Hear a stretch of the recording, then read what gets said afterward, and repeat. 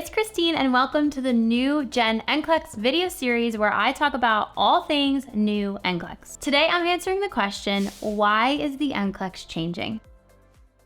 So the NCSBN, the National Council of State Boards of Nursing, these are the people who make the NCLEX, so we tend to listen to what they say. They evaluate the effectiveness of the NCLEX every 3 years. So although it feels like a new thing to us, they evaluate it and make small changes every 3 years. The reason behind this change is that they noticed that graduate nurses are actually caring for critically ill patients much sooner after graduation than in the past. So to better prepare students for this change, the NCSBN is going to make some changes to the exam. So on their website, they state, the exam will ask better questions to help nurses think critically when providing care and make the right decision. The Next Gen NCLEX questions are based off a new NCSBN clinical judgment measurement model, CJMM. This is a way to measure your thinking as you go through the nursing process. So the new model is an update to the nursing process that you've already been familiar with. This is the process you'll use to show you know what's going on, aka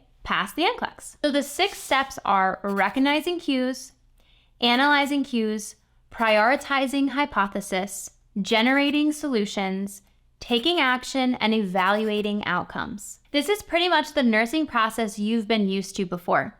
The first is recognizing cues. When I say recognizing cues, it's just another word for looking at the question and seeing any signs or prompts that stand out, indicating what matters the most. What's the most important thing in that question and scenario? Now for the next step, which is analyzing cues. Because you've recognized already what matters the most, you now must ask yourself, what could it mean? The next one is prioritizing a hypothesis. From all of the cues you just recognized and analyzed, you'll prioritize the most important. You're asking yourself, where do I start as the nurse? The next is generating solutions. Here you'll come up with a plan based on what you just found to help the patient.